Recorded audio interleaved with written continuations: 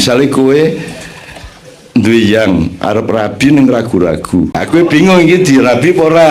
Nah, istikharah ya, kan sudah tahu tata caranya. Atau pokoknya Anda puasa 3 hari, setiap malam ada istikharah. Kalau nek ora kok berasal hatimu tetap istiqomah nang Gusti Allah, cukup mungkin dengan ya mubin saja. Tiap malam ya mubin dibaca sebanyak mungkin.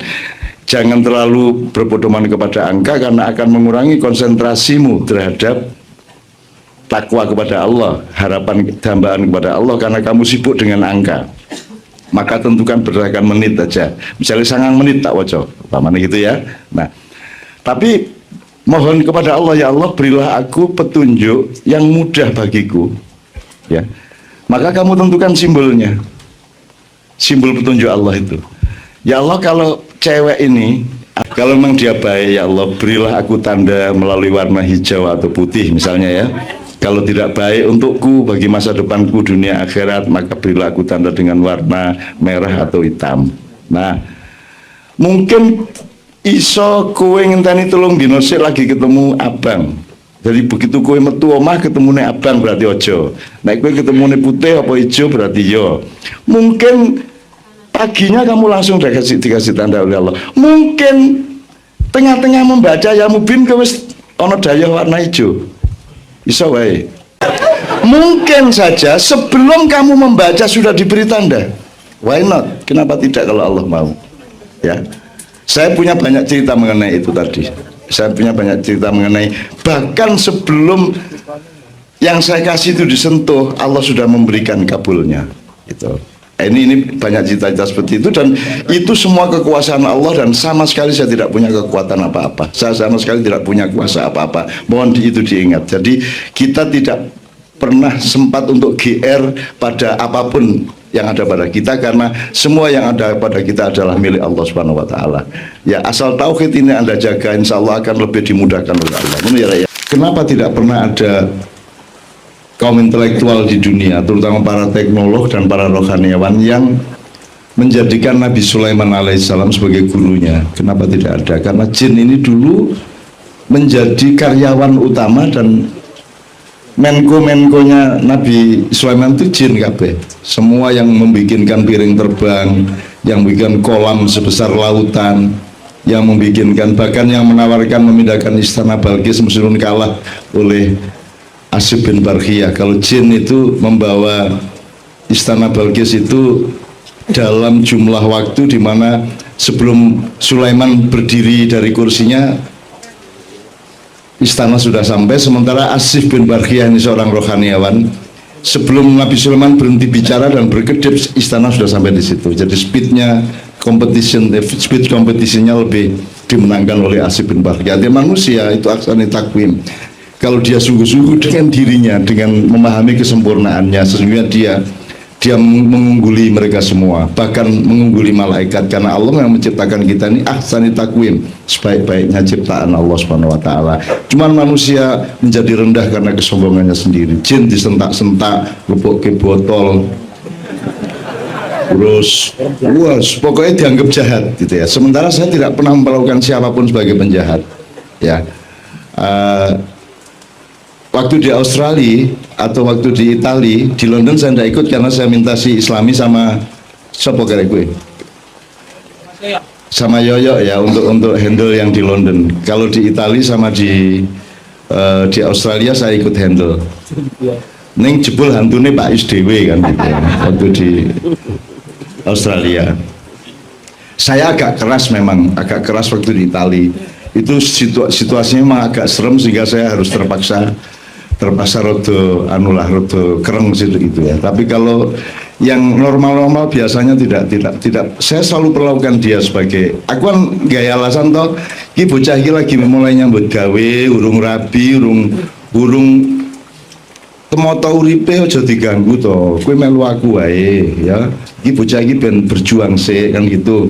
Wis kowe melu aku engko wis engko ngobrol karo aku sing suwe, kowe njaluk apa engko tak turuti, angger ora sing dilarang Gusti Allah. Paling ngono tok. Wis tidak pakai serem-serem dan tidak pakai bentakan-bentakan, tak los ngono ya wis. Dan anak itu tiba-tiba sadar, si perempuan itu kemudian dia malu, kok ono aku ning ngarepe dheke kan gitu kan. Tuh. sebelum cerita yang lain, nanti Pak Muzamil tolong dilegitimasi ya Pak Muzamil ya. Pak Joko Kamto barangkali bisa menceritakan sedikit tambahan, karena ada teman di rumahnya Pak Joko Kamto yang juga mengalami semacam kesurupan, itu agak serem juga, dan ditangani oleh Mas Kirno juga, Nevi juga, dan seterusnya. Yes, cek. Saya mau menambahi sedikit. Ini putri kesurupan. Masalahnya ini digawe wong. Nah, karena sedang digawe wong, pada saat itu kita nanganinya Mas Kirno juga itu lama. Jadi kalau satu hilang itu mereka dia nggarap lagi yang lain. Nah, isinya macam-macam. Dia ngaku Gusti Allah Jaikem misalnya itu. Ada itu. Terus singkatnya, ketika saya juga ikut membantu, ya, ini kebetulan yang garap ini itu ngakunya orang Jombang. Loh, orang Jombang, kok iso tekan rumah saya di Sleman? Ini Sleman toh. Nah, ketika Mas Kirno itu manggil saya, itu si siapa ini, sing kesurupan ini ngomong, sing sedang nyuruh wong Jombang iki, oh, anak buah Cak Nun. Loh, kok ngerti ya? Aku gumun itu. Loh, kok ngerti? Padahal iki biasa.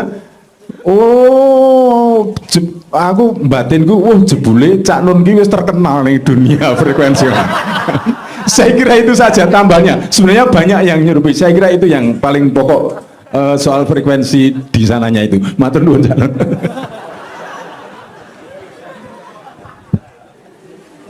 Sebelum Islam yang ya, jadi saya pernah ke Gunung Cetro itu ya, saya ngantarkan teman-teman aliran kepercayaan bersemedi di sana, apa jenenge topo ning kono sak piturut. Aku kan semua kan saya sayang, saya ladeni semua, dan saya tidak pernah membantah apa yang sebenarnya saya ketahui. Saya semua menampung dan selalu apa wae sing elek tak dadekke faktor untuk bisa menjadi kebaikan pada kali berikutnya. Saya selalu begitu.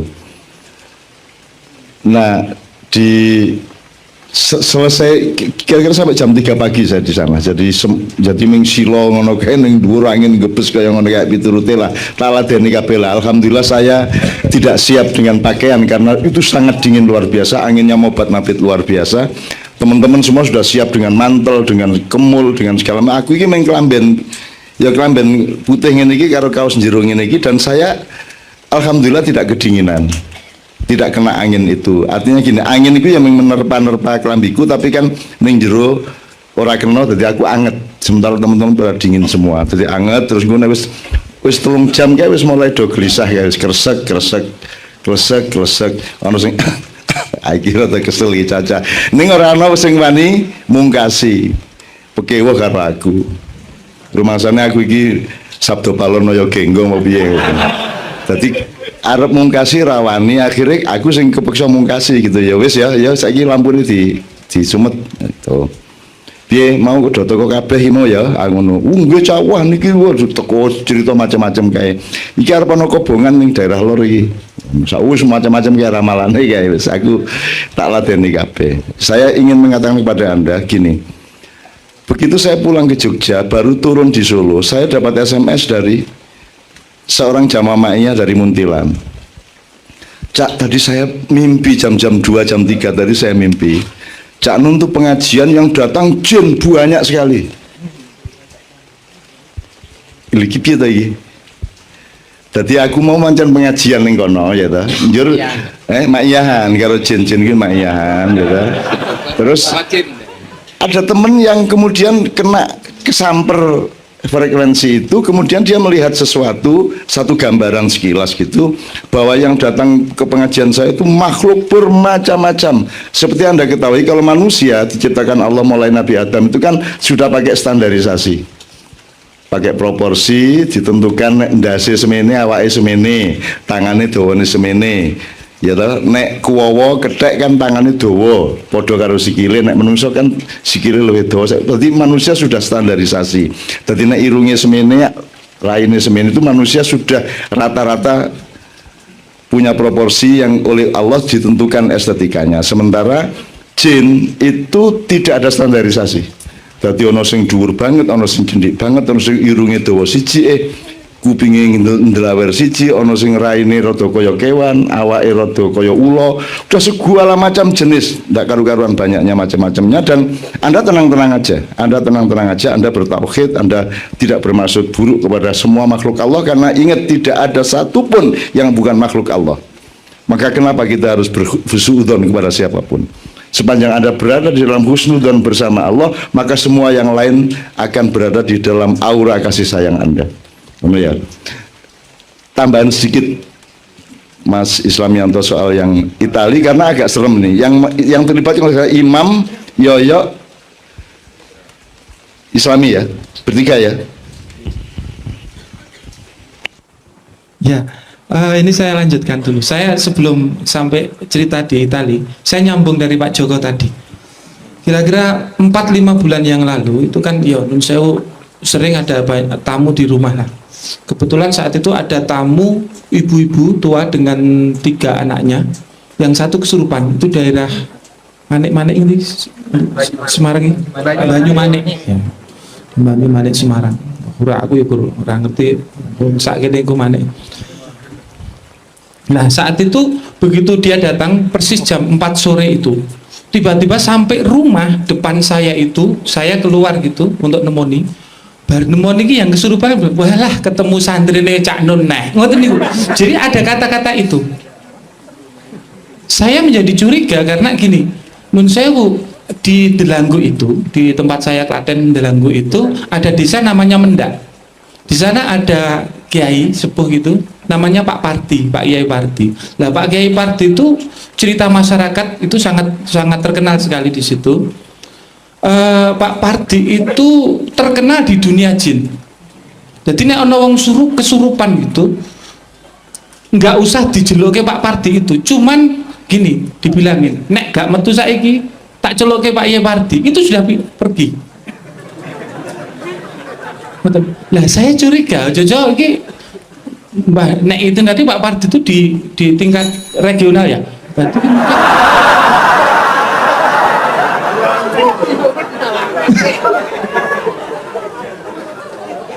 lagi mungkin simbah ki ya wis nyatane ya nun sewu. Ya ngendi-endi ya padha ceritane. Nah, saya teruskan ke tingkat ke waktu itu di Italia. Di Itali itu ya memang sengaja, aku gak ngerti loh sih bagi njuluk wong telu aku lagi kon saiki kon di Kang Imam sik, Kang Imam rawani, kemudian ya ta Kang karo Kang Pak Yoyo ya. Nah, karo Pak Yoyo mlebu wis dinteni karo kula karo Simbah ngantos itu sampai hampir 10 menit itu. Sampai 10 menit itu kemudian guru nganti 10 menit wis metu.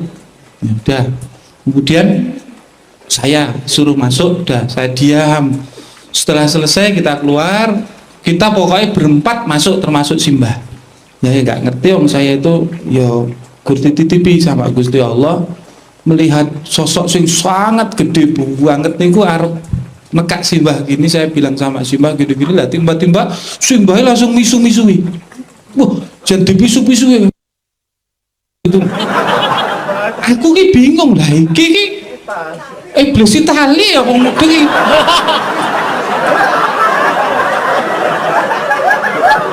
Tapi saya saya melihat raut wajah mereka itu koyo disengeni, jadi koyo bocah sing disengeni kalau jukukruk kae.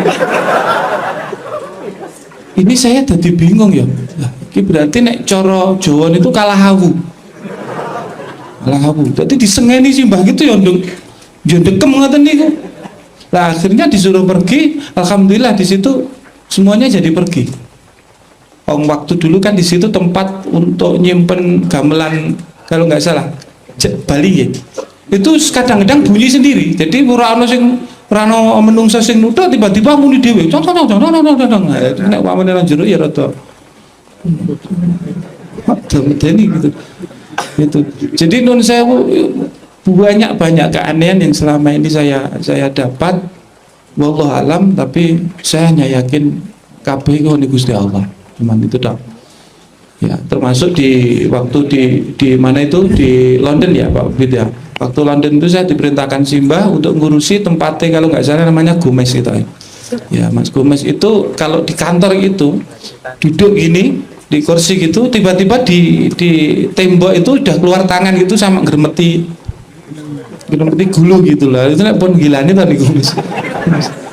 Untung ranji kok dompet.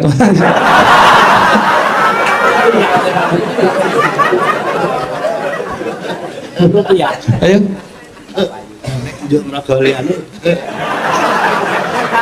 Dia ingatin bangun saya nggak bisa teruskan karena sangat buat. Adil atau enggak adil? Nah, Teman-teman sekalian, sebenarnya ya gini, supaya orang tidak terlalu salah sangka, gitu klone takhayul bid'ah dan seterusnya, gini.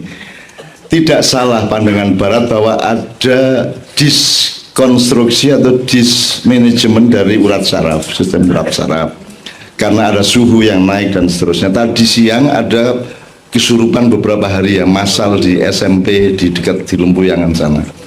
Artinya kalau urusannya adalah suhu naik, tidak mungkin sekian orang bareng-bareng suhu naik, mungkin satu orang gitu ya. Jadi ada banyak bantahan terhadap teori Barat itu. Saya tidak mengatakan itu jin atau itu setan, tapi saya hanya ingin kita rasional bahwa Allah itu menciptakan yang jahar dan yang sir. Allah itu menciptakan jasad dan yang tidak jasad. Ma yaktumuna wa ma yazharun, ya Pak Muzamil, gimana kalimatnya itu?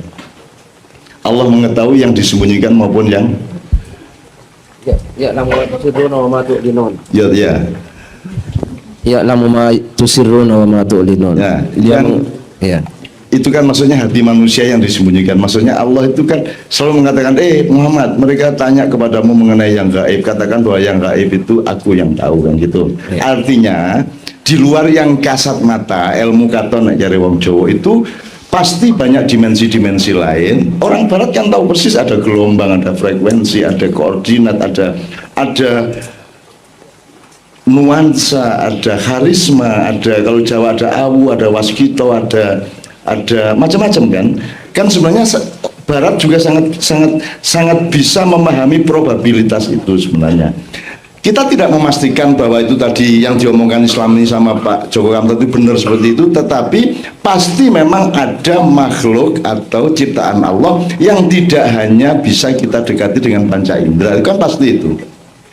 Nah, gejalanya apa? Bisa energi liar, hantu itu apa? Bisa macam-macam kemungkinannya. Misalnya ke Mamang, itu janjian mengfluoresensi, bisa juga. Neng ora ya iso juga. Jadi kita jangan bagusi dengan sebuah kebenaran subjektif. Ada banyak kemungkinan-kemungkinan yang lain. Nah, kita hidup di tengah semua kemungkinan itu dan kita beristiqomah dan bergantung kepada Allah, bahwa semuanya itu adalah milik Allah dan ada di dalam kekuasaan Allah, sehingga semuanya yang kita gantungi adalah kekuasaan Allah, bukan kekuatan kita sendiri. Jadi saya mohon izin kepada bapak-bapak dimanapun mendengarkan ini, tolong jangan klaim-klaim dulu bahwa ini khurafat, bid'ah dan seterusnya, karena kita memang wong kowe iki entutmu ora ketok.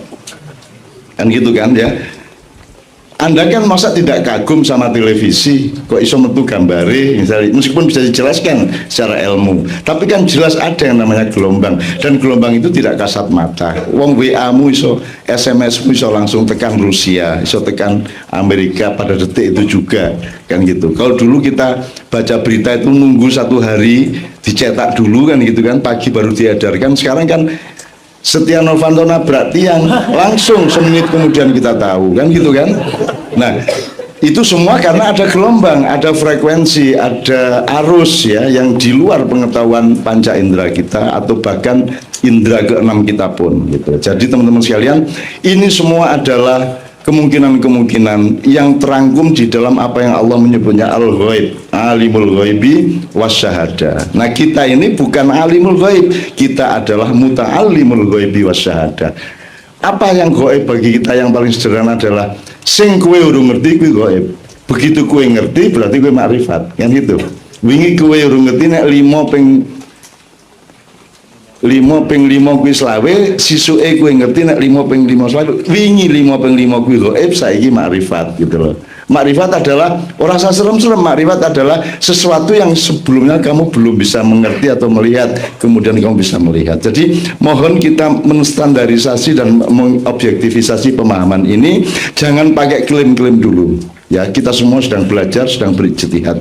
Saya ini sedang menjalankan saran Muhammadiyah untuk ijtihad dan saran NU untuk mujahadah. Di sini kita gabungkan kedua-duanya dan kita tidak memastikan apa-apa karena yang punya kepastian hanya satu, yaitu Allah Subhanahu wa taala. Kalau Adit ada tambahan, karena gini, petugas kita Kiai Kanjeng kemanapun itu kan menyisir bahwa ini aman, wilayah ini aman, ya. Ada kecolongan-kecolongan sedikit. Ada banyak cerita Kiai Kanjeng sudah menghimpun. Ada pentas di mana Kiai Kanjeng tidur semua itu pernah. Helmi ini ngeledak ning panggung tahu, ya. Dan itu naik meng siji loro kan pancen cah ndau iki ora kabeh. Iki kabeh gitu. Ana sing gitar ra cetha gitare piye. Ono kuwi ya. Dan seterusnya ada banyak peristiwa-peristiwa. Mungkin Mas Adit bisa nambah dikit karena petugas kita untuk hal-hal seperti itu adalah Adit sama Islamianto. Nek ono bocah wis bali. Apa turu? Edit, cerita sedikit, Dit.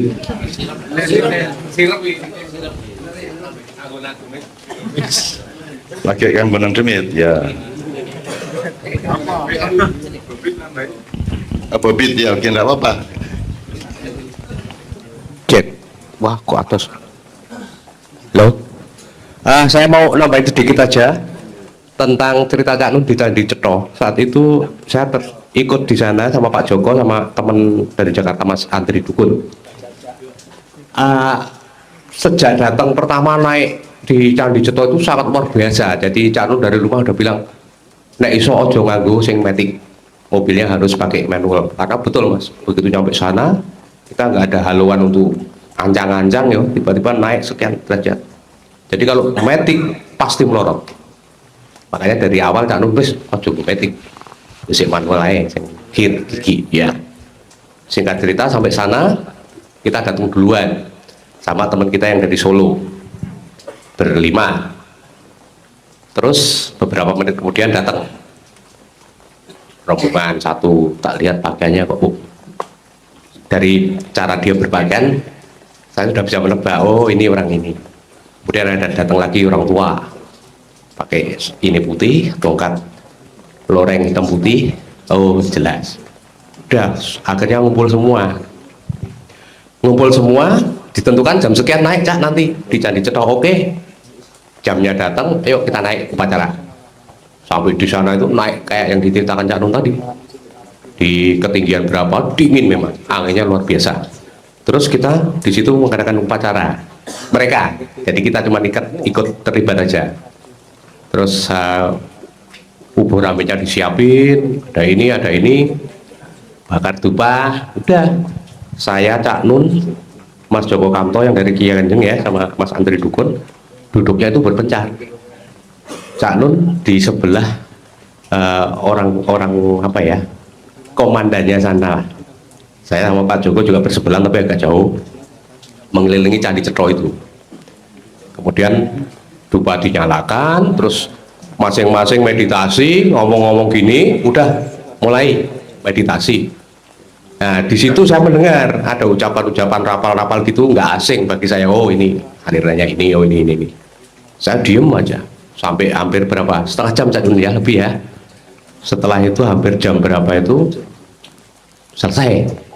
Begitu selesai, nanti sebelum kita turun, kita harus wajib muterin Candi Cetho itu. Wah batinku kita tawaf ini. Bener Mas. Akhirnya kita muter semua. Setelah upacara selesai, nah mohon maaf, sebelum turun yang muter ini teman-teman dari Solo dan dari mana-mana, dari Malang juga ada. Itu sambil tawaf gini, sambil nyepretin foto apa HP kameranya, berburu gitu, Setelah selesai didelok hasilnya Mas, ora ono apa-apa nih. Lucu itu. Lah kok dilalah Cak Nun ini Bit, kowe mau apa pas mubeng? Ya aku selawat, aku ya mau selawat. Aku ya selawat. Sik tak takon Pak Joko, saya bilang, "Mas, kowe mau apa?" Aku ya selawatan. Ah saiki nek diselawati arep metu saka dijine, Mas. Bablas kabeh. Nggak ada kamera yang hasilnya menunjukkan entah ini gambar abstrak apa, nggak ada, Mas. Mungkin karena mereka kan pakai doa sendiri loh, saya juga doa sendiri. Ya wes sore selawatan sambil tawaf, selesai. Turun, wah kabeh putih kabeh, orang gambare ya. Gitu. Itu tambahan dari saya. Makasih Mas Joko. Mungkin ada di Sukoharjo. Terus transitnya itu ada di rumah Pak Lurah ya, yang lama bekas rumah Pak Lurah itu berapa puluh generasi itu sudah tidak pernah dibuka. Jadi rumahnya itu dibuka gara-gara mau ditransiti Kiai Kanjeng. Nah, jadi omah wae diresiki terus buat transit kita.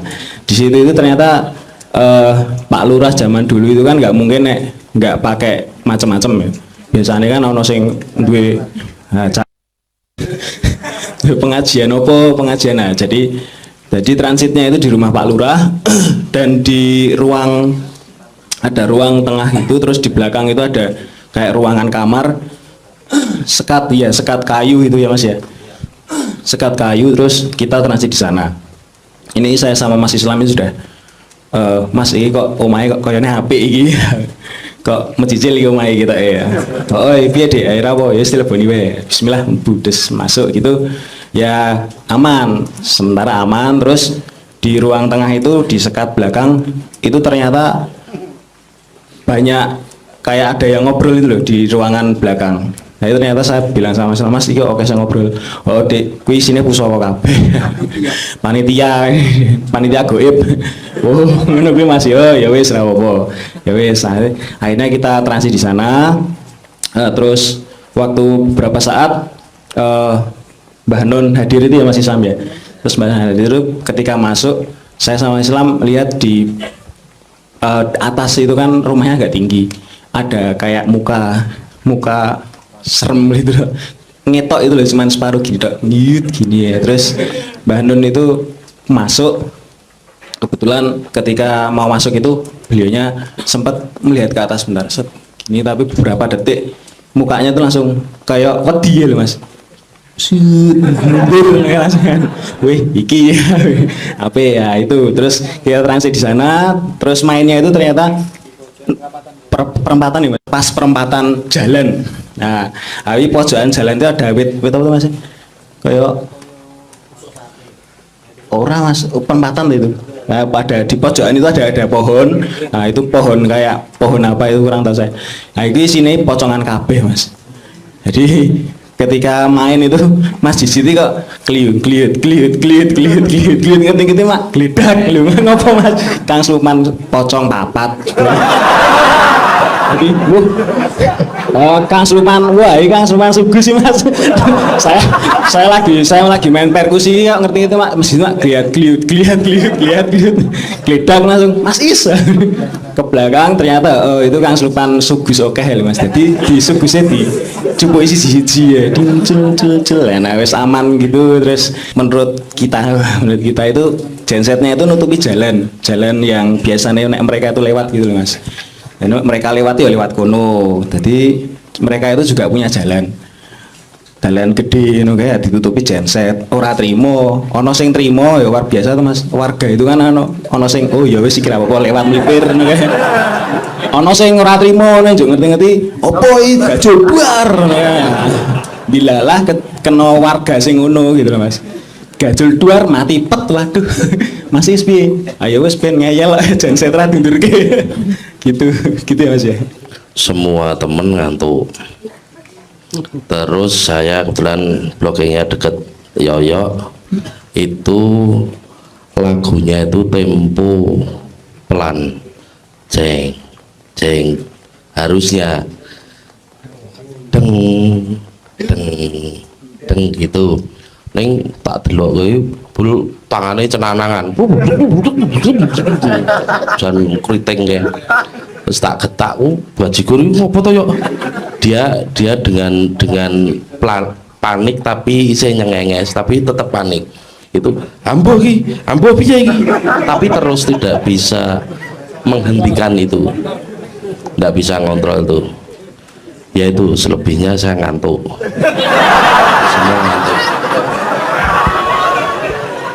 Mungkin itu Mbak. Ampun. Oke, sangat banyak pengalaman-pengalaman seperti itu dan kita jangan terjebak pada, jadi kita harus tetap ngerti batas rasionalitas yang fisika, yang metafisika. Jadi kita tetap waspada. Jadi kita bertakwa itu artinya kita selalu waspada, akal, hati, rasa dan seterusnya. Sebenarnya hampir tidak ada tempat di mana kita tidak digangguin sebenarnya. Kalau waktu di Tuban yang ada semua itu kan karena mereka tidak rela pada bupatinya, karena dia akan menjadi bupati lagi dan seterusnya, terus kita yang kena. Inginnya acara itu digagalkan, jadi saya agak setengah mati sendirian aku berjuang. Kaya ora napa-apa kae mburiku dop. Aku ijen kae gitu kan. Tapi insya Allah tidak pernah terganggu ya. Kita di Mandar juga habis-habisan. Isih wae wong Mandar kuwi karo aku isih kaya ngono kuwi. Tapi sekarang sudah tidak gitu lagi dan seterusnya. Teman sekalian, sekali lagi kita harus waspada terhadap itu semua. Ojo gampang ngeklaim, tapi juga ojo gampang percaya, tapi juga ojo gampang ora percaya. Lebih baik kita memakai peralatan yang Allah kasih ke kita, yaitu akal sehat, tapi juga kepekaan rasa. Nek kue akal sehat tok, kue kehilangan separuh. Nek kue kepekaan rasa tok, kue iso kepleset kepada separuh yang lain. Itu. Jadi sekali lagi ini pelajaran sehari-hari ya. Jadi tidak ada yang penting amat. Yang mungkin Bobit lupa adalah saya tunjukkan kepada mereka hasil foto saya di situ. Aku moto. Liane di rano sing dadi to. Aku moto tak dudu iki dilan tak zoom iki ya. Dadi akeh banget Mas sing teko iki Mas. Akeh banget tak zoom dilan iki, ana sing raito, ana sing selonjoran ning wit, ana sing ning burine pager ngadeg. Pokoknya semua sangat jelas sosoknya dan wajah-wajahnya. Tur gedene ora padha. Ana sing cilik, ana sing gede banget, ana sing ndodok apa ngene iki, ndokok apa? Jadi memeluk dengkulnya itu lungguh karo ndoprok dan seterusnya macam-macam, dan mereka itu semua pengikut pengajian yang setia ya, alhamdulillah. Amin. Jangan lupa saya sangat menghormati baginda Nabi Sulaiman dan kita sangat banyak belajar kepada dia. Sayang sekali tidak pernah ada yang belajar kepada Nabi Sulaiman. Paling pol mengagumi dan memitologisasikan Nabi Khidir ya, yang peristiwanya sangat sekilas, itu pun tidak dipelajari secara ilmiah gitu ya. Oke, ini banyak kita bisa omongkan, kapan-kapan kita tambahi lagi, tapi untuk pembelajaran kejernihan agar menemukan pas dan kesempurnaannya masing-masing. Saya sekarang sekilas menjawab. Jadi Mas yang dari Imogiri di Kota Gede, saya tidak pernah datang ke dalam mimpi Anda. Yang terjadi adalah Allah menghadirkan saya ke dalam kesadaran Anda. Nah, nek aku teko tenan kue ora dalam keadaan turu kan kue geblak, akhirnya meng semaput. Makanya Allah menghadirkan saya ke dalam mimpi Anda. Tapi bukan saya hadir ke mimpi Anda, itu kan semua Allah aja itu, kan itu. Maka di situ ada tuntunan dari Allah, ada tanda-tanda, ada amsal, ada hidayah. Nah, dari apa yang Anda alami mengenai apa jenenge kerikil ya, misalnya kerikil ya, berarti Anda orang yang harus gemi titi. Kue iki kurang gemi, kurang titi. Kue iki sok ngeremehke sesuatu yang menurut pendapatmu saat itu tidak terlalu penting. Ming kerikil, gitu kan? Padahal kerikil itu tidak ada barang tidak penting. Ya, Rabbana ma khalaqta hadza batila. Jadi jangan pernah meremehkan apa-apa. Jadi selalu gemi titi nastiti gitu ya. Sebelumnya yang sebelum kerikil apa tadi?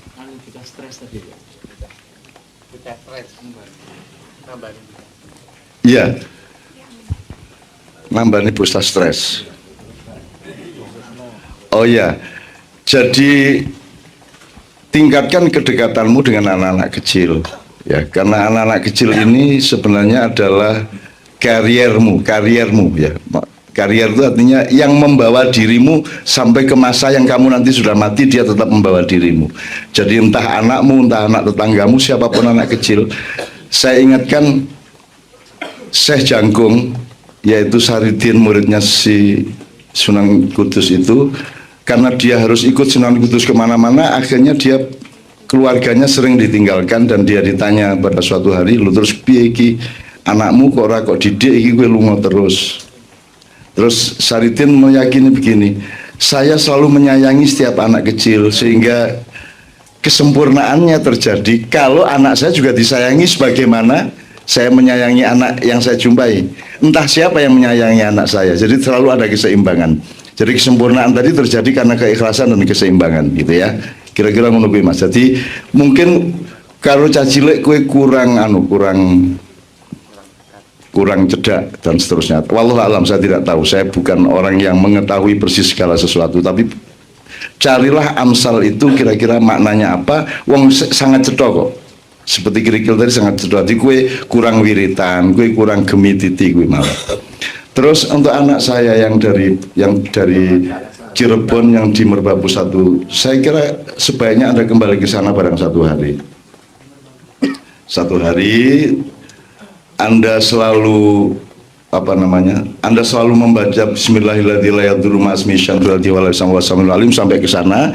Sampai sana kamu ambil air, kamu baca ayat kursi, ya, paling ora ping 9 walaya udu hifdzumanya diulang 9 kali itu. Kemudian Nyun sewu, ini bukan mistik, sama sekali bukan mistik. Ini tanda kepada Allah, cara kita berdoa kepada Allah, ya. Dan kita ini khalifah, jadi kita ini tangan panjangnya Allah sebenarnya, kan gitu. Dan karena kita tidak berkuasa, maka kita memohon kekuasaan Allah dengan tanda-tanda itu, ya. Sama dengan air tadi, kalau air ditiup kemudian partikelnya, komposisinya menjadi berbeda, maka dia punya daya. Ya, punya daya untuk misalnya menyembuhkan.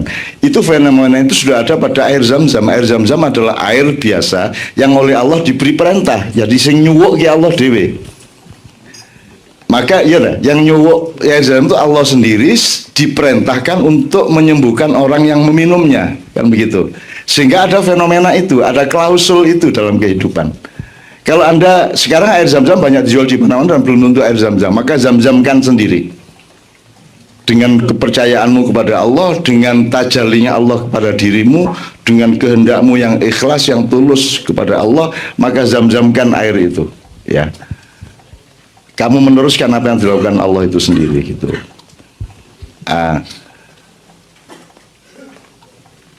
Anda baca itu, kemudian di gerbang desa itu Anda biurkan, ya. Kalau ada beberapa titik misalnya di perempat, ya, di 4 titik, ya, 4 titik, segi 4 di desa itu, kemudian supaya Anda menjadi pengawal selamanya bagi nasib orang itu dari generasi ke generasi di desa itu. Kemudian Anda ketemu sama anak-anak kecil dan Anda melihat, Anda membaca mereka dan doakan kepada Allah SWT agar mereka menjadi orang-orang yang akan menjaga daerah mereka, orang yang akan menemukan hidayah Allah di daerah mereka, dan orang yang akan menjadi pelopor bagi pembangunan yang baik di masa depan di desa itu. Kalau Anda sudah lehal dari Merbabu itu, Anda akan menemukan di Cirebon nanti. Anda akan menemukan akurasi itu di Cirebon. Jadi mindsetnya berangkat dari torikot Anda di Merbabu itu. Nanti di Cirebon Anda akan menemukannya. Anda akan melihat apa yang harus Anda lakukan. Anda akan dipertemukan oleh Allah. Itu ya, dipertemukan. Syukur begitu sampai di Cirebon, sempatkan ba'da sholat isya atau ba'da sholat malam Anda baca surat Yasin. Ya, ini kehendak loh, ya. Ini doa kepada Allah, ya, bukan mistik, bukan klinik, ya. Anda baca surat Yasin, di situ ada kata mubin sekian kali, ya Pak Muzamil, ya. Fi dhalalim mubin, mubinnya itu Anda ulang sampai 102 kali. Kenapa 102? Ya itu perhitungan kita aja, wong sebenarnya ping 3.500 ya ento, ya. Jadi ya. Sayang hari ini kita tidak sempat wiritan karena waktunya akan segera habis. Tapi kira-kira Anda baca Yasin, mubinnya diulang. Fi dhalalim mubin mubin mubin mubin mubin mubin mubin mubin mubin mubin mubin mubin mubin mubin mubin mubin mubin mubin mubin sampai 102 kali. Allah insya Allah akan memberi kejelasan begitu kamu bangun tidur. Ya, Nek kowe ketemu kucing berarti ternak kucing. Nek jebul sing liwat berarti panjang kowe jodoh. Tapi insya Allah begitu ya Mas. Termasuk nyolek godo. Kowe istikharah kan bisa dengan sholat, bisa dengan kalau tidak sempat istiqomah sholat istikharah ya kowe paling ora maca Yasin kowe mau dengan ya mubinnya itu diulang ya supaya anak Allah memberi kejelasan kepada hidupmu. Nek kowe ora kober Yasin ya wis ya mubin wae. Ya mubin wae. Misale kowe duwe yang arep rabi ning ragu-ragu ya mergo bojomu ki anak wong sugih kowe kere banget misalnya ya. Upamane ya iki. Upamane aku bingung iki dirabi apa ora. Nah istikharah ya kan sudah tahu tata caranya, atau pokoknya Anda puasa 3 hari setiap malam ada istikharah. Kalau nek ora kok berasal hatimu tetap istiqomah nang Gusti Allah, cukup mungkin dengan ya mubin aja. Tiap malam ya mubin dibaca sebanyak mungkin. Jangan terlalu berpedoman kepada angka karena akan mengurangi konsentrasimu terhadap takwa kepada Allah, harapan dambaan kepada Allah, karena kamu sibuk dengan angka. Maka tentukan berdasarkan menit aja. Misalnya 9 menit tak waca, mana gitu ya. Nah, tapi mohon kepada Allah, ya Allah berilah aku petunjuk yang mudah bagiku. Ya. Maka kamu tentukan simbolnya. Simbol petunjuk Allah itu. Ya Allah, kalau cewek ini, anak orang kaya raya ini, yang orang tuanya sudah tua sehingga setelah saya kawin mudah-mudahan meninggal. Ya dah, sehingga warisannya akan sampai ke saya. Kalau memang dia baik, ya Allah berilah aku tanda melalui warna hijau atau putih misalnya ya. Kalau tidak baik untukku bagi masa depanku dunia akhirat, maka berilah aku tanda dengan warna merah atau hitam. Nah, mungkin iso kowe ngenteni 3 dino sik lagi ketemu abang. Jadi begitu kowe metu omah ketemu nek abang berarti ojo. Nek kowe ketemu nek putih apa hijau berarti yo. Mungkin paginya kamu langsung dikasih tanda oleh Allah. Mungkin tengah-tengah membaca ya mubin kowe wis ana daya warna hijau. Iso wae.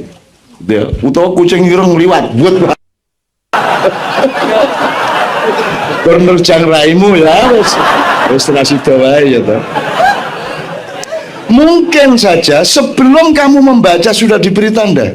Why not? Kenapa tidak kalau Allah mau? Ya. Saya punya banyak cerita mengenai itu tadi. Saya punya banyak cerita mengenai bahkan sebelum yang saya kasih itu disentuh, Allah sudah memberikan kabulnya. Gitu.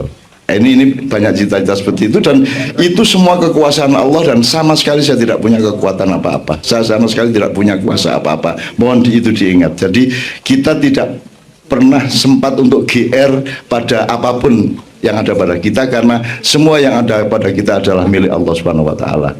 Ya, asal tauhid ini Anda jaga, insya Allah akan lebih dimudahkan oleh Allah. Ngono ya, ya Mas ya, bismillah ya.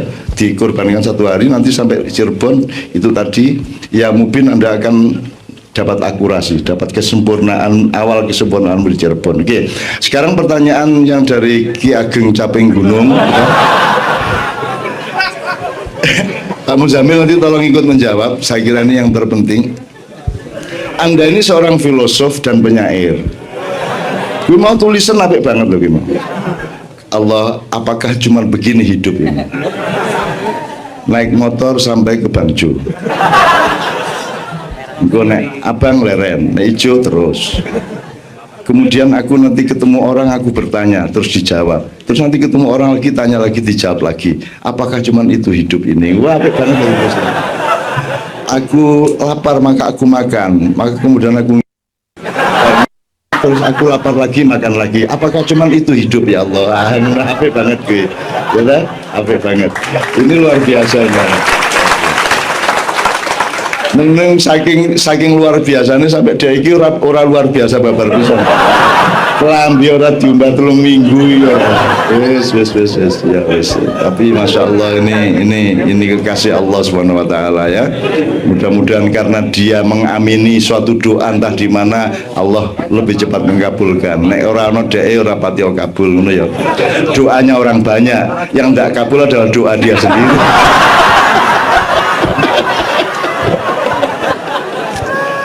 Ya Allah, seneng ya, bahagia Mas ya. Amin ya rabbal alamin.